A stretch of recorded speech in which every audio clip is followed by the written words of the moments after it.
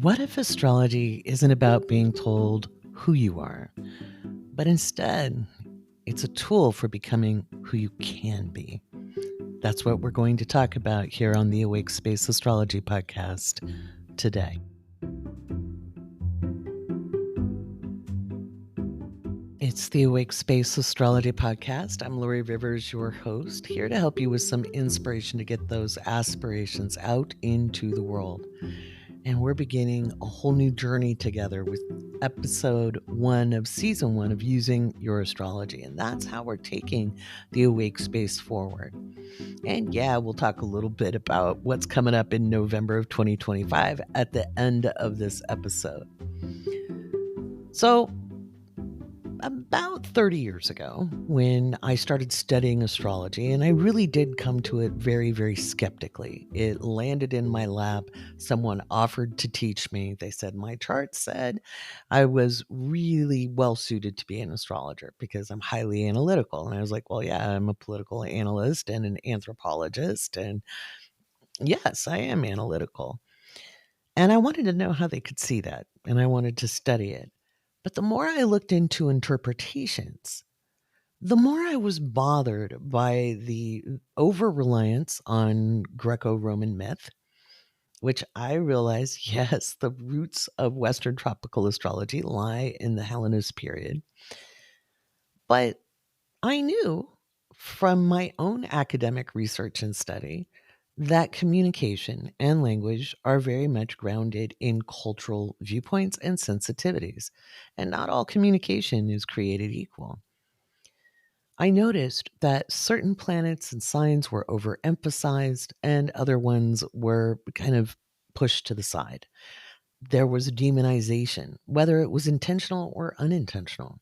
And there was definitely more than a little bit of patriarchy in the definitions.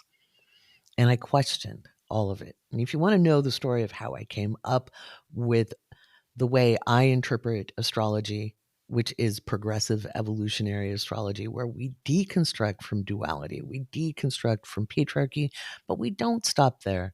We learn to reconstruct by understanding ourselves, our energy patterns, our mental processes, and our emotions. And the way we do it is using astrology because it's a great framework. Your astrology chart shows all the potential of who you can be. And those old interpretations can be right. If someone is very fixed in their perceptions and they're highly indoctrinated in their social cultural thinking, then those interpretations will work very well for them. But if you have a desire to heal, if you have a desire to grow, if you have the aspiration to self actualize, self determine, and self realize, then those interpretations will only hold you back because you're being assigned labels, and labels put you into boxes. And I don't know about you, but I much prefer liberation over labels any day. So, we're starting this series to help you understand how human consciousness expresses in a spectrum. And I've been talking about that for 4 years on this podcast. But I really want to ground you into this information and help you really understand it, to help you really understand you. Not to tell you who you are or how to believe, but to give you a framework for understanding that in your own way. I like to create systems. And I like to help people figure out how to navigate them so they can self determine their understanding of self. I always say, I don't care what you believe. I just care that you know you believe it because you want to believe it, not because you think you have to. So it's about getting rid of the have tos and it's about liberating ourselves. And as always, huge shout outs to our patrons at the Awake Space, because without them, there is no podcast. And just to encourage you, if you wanted to gift a membership, depending on your friends' interests, or maybe they've been looking for a great community that's accepting and open and really dedicated to growth and there is spiritual pursuit, but it's not high and mighty and preachy. It's about becoming one with self, aligned in ourselves, and accepting others as they are. So it's 50% off annual memberships for the $15 level and up all through November. If you head over to the Awake Space link in the show notes, that'll take you right over there and you can sign up there. Make sure you sign up on a browser and not through the Patreon app, the mobile app on an iPhone, because there's a 30% surcharge that Apple charges. There's nothing Patreon or any other app can do about that. Alrighty. So get your tea, get your coffee, get your matcha, get your Red Bull, whether we're driving to work, taking the kids to school, folding the laundry, doing our workout, getting on the vibration plate, or we're cozying up under the covers, thanking ourselves for an hour extra sleep because the time changed over the weekend. Whatever we're doing, we're going to do it together and we're going to get perfect parking.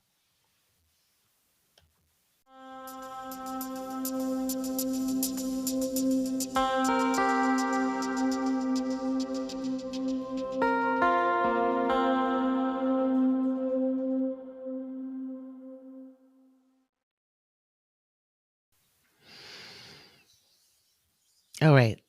Using astrology is all about awakening your creator consciousness and aligning with the cosmos on purpose. So, you already know I'm an astrologer. Some of you know I'm a political analyst, but did you know I'm a cosmic coach also? And I've spent my entire lifetime, even as a kid, studying what it means to be fully aligned with your purpose here on the planet. Some people call that being in soul alignment or using soul technology. So, today we're going to clean up one of the biggest misconceptions about astrology because pop astrology is all about shoving you in a box and giving you a label. And you know how I feel about that. You heard the conversation I had with Maverick last week. And if you didn't, go listen to that podcast. Fate is what happens when you don't know how to use your free will. Okay. Obviously, there are things that are outside of our control. There are conditions that happen. There are natural disasters. There's political events. There's big world events. That's more like fate. How we navigate these things is our free will.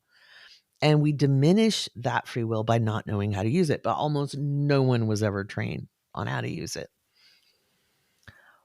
When you understand how to be deliberate in your consciousness, you go from living in a default setting to being in a creator consciousness, being on purpose in your life. All right. So every planet, sign, and house has a spectrum of potential. Your consciousness expresses in a spectrum. And by the way, every single human being bounces around every single day. We could be reactive, we could be responsive. Event happens and it comes out of the blue, and we react to that. That's normal. Even the most studied human being on the planet in spiritual practices, if they stub their toe, will have at least an ooh moment, which is a reaction. Okay. They course correct very quickly. And that's what we're leaning into. This is not about perfection. This is about learning how to deconstruct and work in a reconstructed consciousness of our own making so that we're better aligned with who we came here to be and we're able to work with the cosmos. So here's the 3 layers of consciousness. We've got the instinctive. That's survival driven, fear based, and very reactive. Basically, think about our limbic system, our amygdala firing off. And then we have our social cultural programming.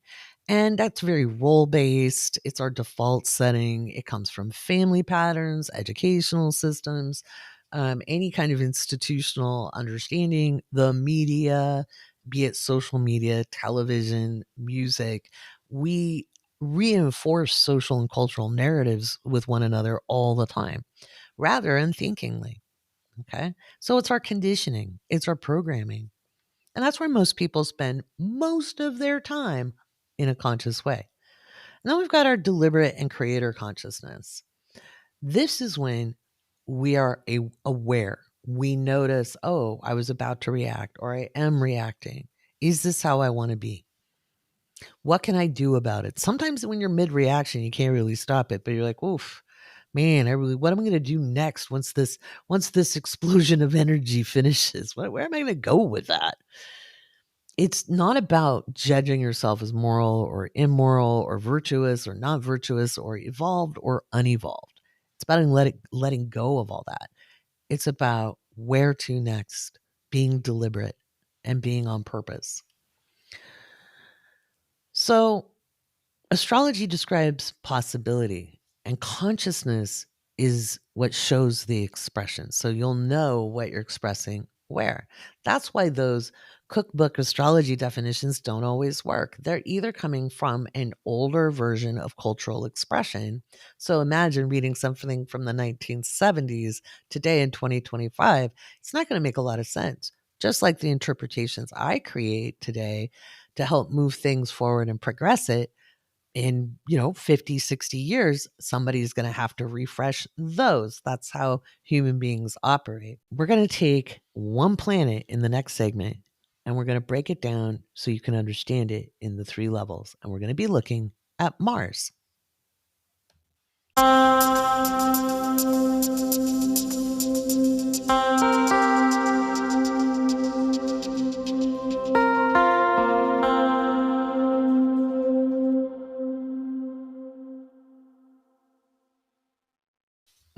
All right, so let's take a look at Mars. We've got instinctive Mars. I must win or I'll die. Or this thing is coming at me. It's to the death. Or I need to hide, right? Mars is the action we take in the world. Our social cultural Mars is I need to win or I'll be irrelevant. I have to prove myself. I have to acquire things. I have to push and aggress. And then a deliberate Mars is I align my energy to get what I need. It's not about pushing or proving. It's about meeting needs. And your needs could be also supporting other people to act in service. Okay.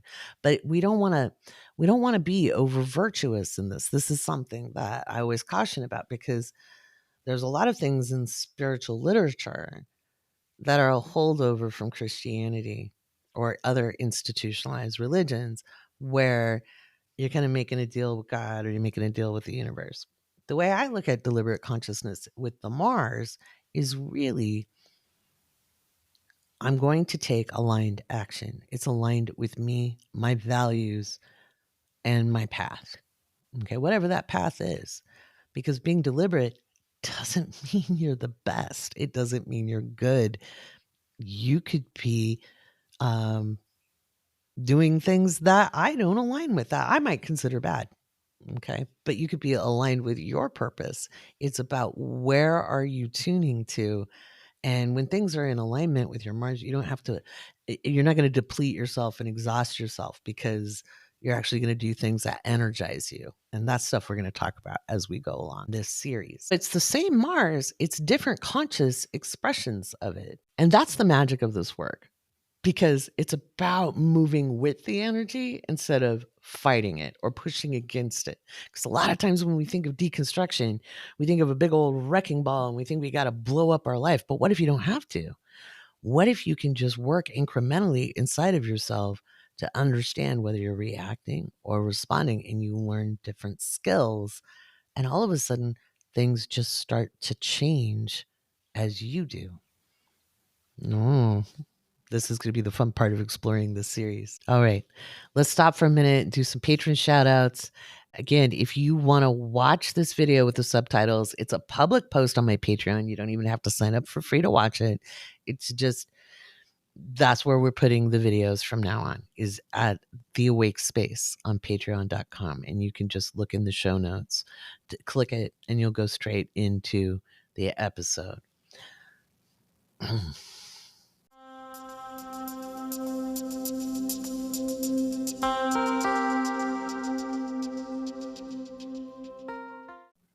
All right, like I said in the opening, you can save 50% on annual memberships if you're a new member. If you're an existing patron, I can't help you with that. I wish I could. But the way Patreon has it set up is for new members for your first year an annual subscription. You can save 50%. This is for the $15 level and up. The $15 level is our magazine tier, and I do deep dives on the astrology when things get hot and heavy, and I'll explain what's going on. Probably do a couple this month in November because there's a lot happening. Everybody gets a newsletter once a month. A $15 level and up, we'll get a weekly roundup of what we're doing. Got some special discounts coming up, and yeah, I'm nattering because I'm trying to find my list. All right, here's our most recent patrons. We've got Mel, Amy, Evie, Carrie, Sloan, Peony, A Ray, Mia, Leah, Morty, Jennifer, Archer of Lust, Lori, Kelly, Krista, A, Francis, Joe G, Lauren, Caitlin, Charlotte, Amber, Lindsay, Jewel Sphere, J Mins 87, Neva, Ellie, Heather, Chelsea, Allie, Cassandra, Jenny, Taylor, Sparkleworm, DB, and Ashley. All right. So we're going to do patron shout outs once a week, our Monday episode, because remember the shorter episodes are still coming to you daily. That's 7 days a week. All right. And you can thank patrons at the Awake Space for that. All right. Let's get on to understanding how to know what part of the spectrum you're in or expressing, and kind of how to tell that. In the Patreon, we're going to do some exercises around how to notice these things in the body and what to do with it and how to switch it up.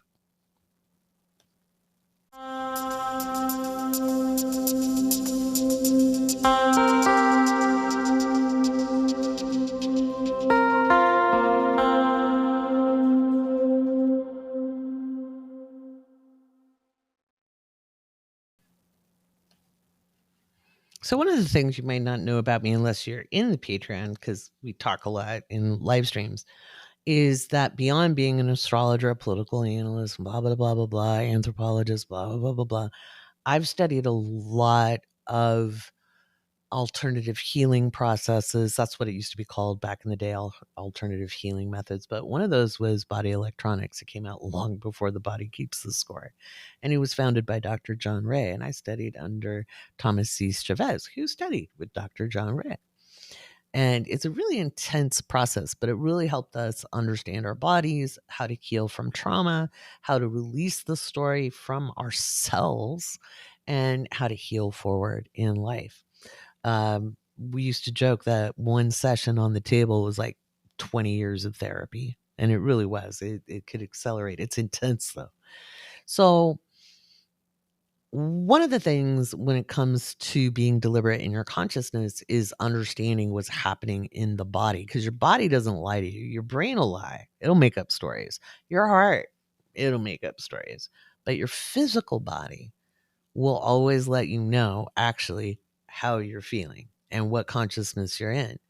So one of the ways to notice what consciousness you're expressing in the body is to kind of feel in. Now, this is going to be dependent on your physical abilities.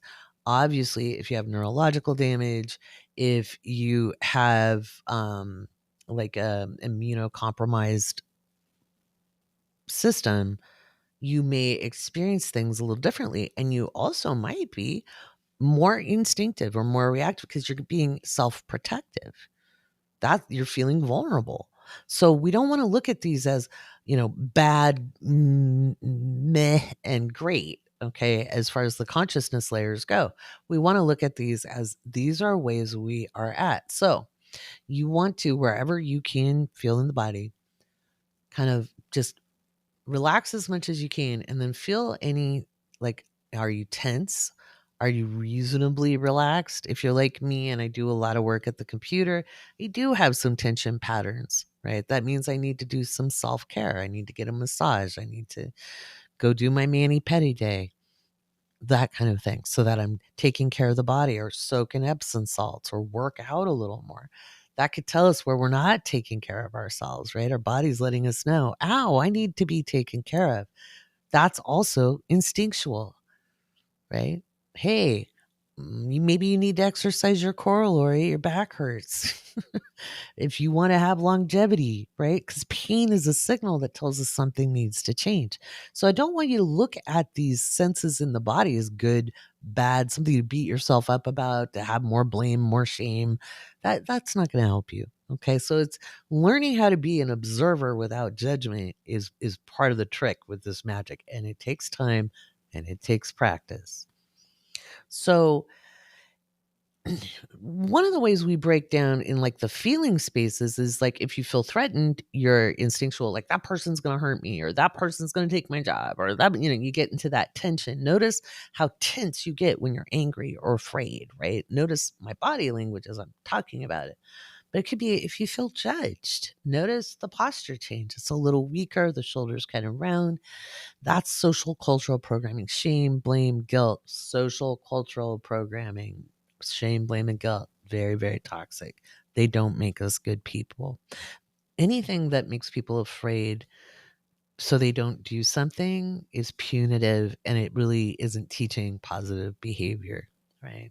Doesn't mean that a little bit of shame, you know, doesn't help correct behaviors sometimes, but we don't want to live in it. All right.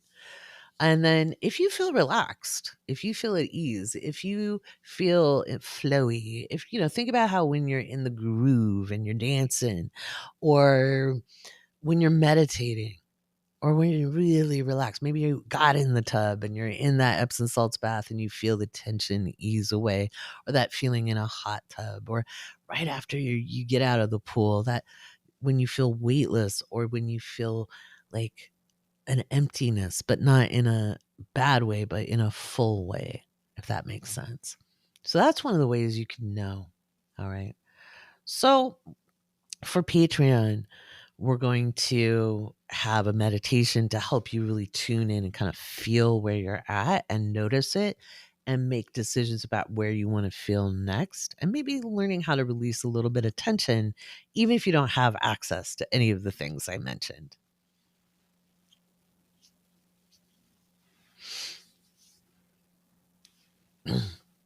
All right.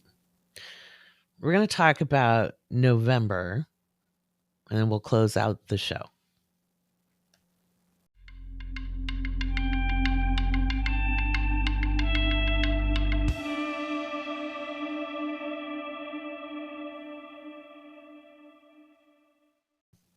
Oh boy, the November astrology. Let me tell you. So, one of the reasons I really want to teach you how to use your astrology is so you can listen to me talk about the mundane world events without freaking out so bad, because that goes right into your instinctual consciousness. And I'm talking about what we're going to hear about in the news. Some of that may impact you, some of it may not directly impact you, may indirectly, because some of it affects all of us in some way, right? But some of the events don't touch us personally.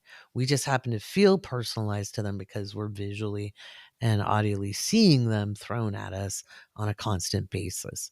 So, having you understand which level of consciousness you're in and how you want to express it can help give you more agency over how you experience life. And to me, that's really exciting. So, let's talk about November. It's 2025. November is going to get very hot as we move into Sagittarius season around November 21st. Okay. It just gets a little hot. Um, if you're a patron and you get the magazine, I put out the sneak peek of the what's in the headlines predictions.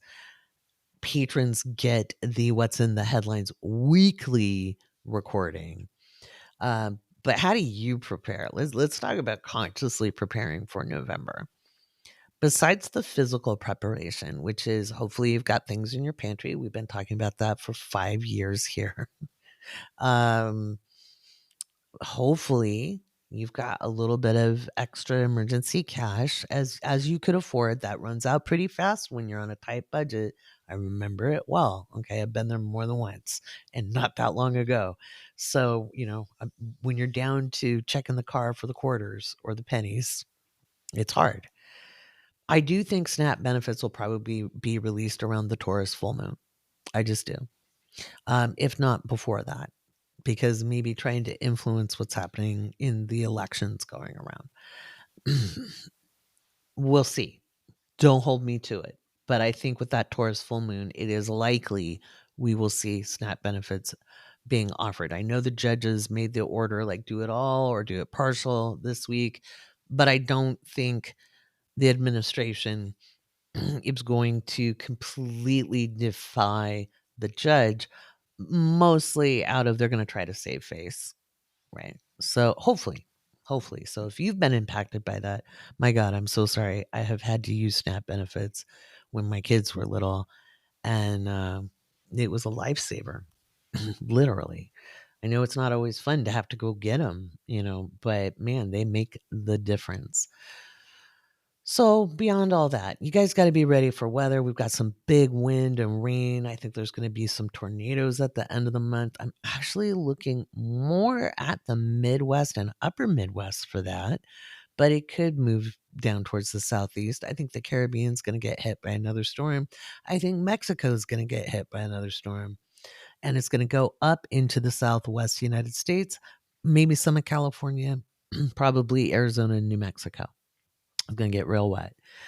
Um, we just have really wet weather. The astrology of this month, and I'll read from the Awake Space Astrology magazine. You can thank our patrons at the $15 level and up for this. I'll just read through really what we've got going on astrologically, so you know some important dates. So get your pen and paper out, and we'll talk about these. November 2nd, we had Venus square Jupiter, so a lot of discussion around economy. November 3rd, we got Mars trine Neptune right before it moves into Sagittarius. This is probably going to be some big bada booms, and some of that's going to be rain, like a rain bomb, okay? We got Mars in opposition to Uranus on the 4th, and Mars moving into Sagittarius. Of course, that's what's causing that opposition. That's big bada boom energy. I think people are really showing up. I think we're going to see some legal bombshells that day as well, globally. We've got the full moon on November 5th, and that's going to impact the economy as well. So, and I think that's the other reason SNAP benefits are going to get released. They're like Walmart loses a shitload of money if those aren't there. They get like 26% of all SNAP benefits spending. It's a lot of money. Uranus moves back. Oh, sorry, I missed one. November 6th. So this is just the first week. November 6th, we've got Mars sextile Pluto. That's a very, very energizing thing. And I think we will see conflicts in the world expand. So, all the usual spaces. If you're in Eastern Europe, please do take care. If you are in northern South America, so Ecuador, Peru, Colombia, Honduras, Venezuela, looking at that. Venus moves into Scorpio that day as well. So again, this is more about economy and resources as well. November 7th, we've got Uranus moving into Taurus and Venus is square Pluto. There is probably going to be great volatility on the stock market internationally that day.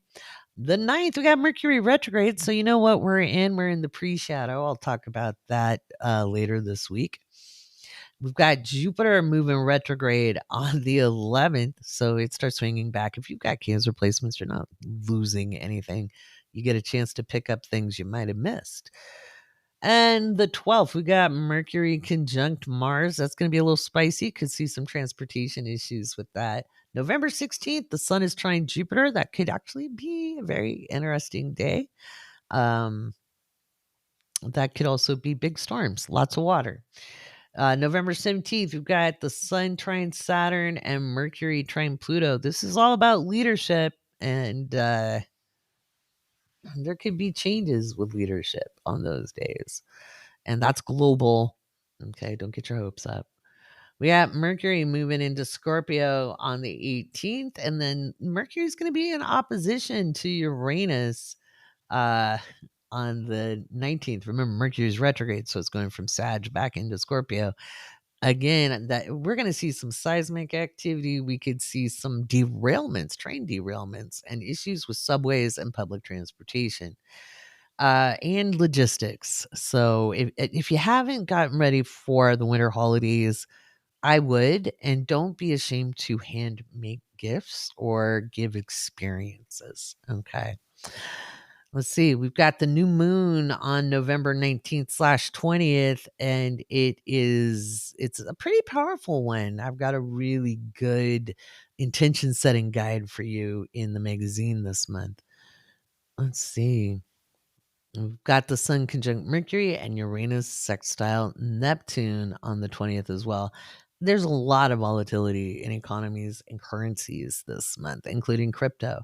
November 21st, the Sun is opposite Uranus, the Sun is trine Neptune, and the Sun will also move into Sagittarius. That's a very historic day. There will be more than one historic event on that day. Some of that could be the weather, some of that is going to be very political, and it may impact the United States, Europe, the United Kingdom, Ireland.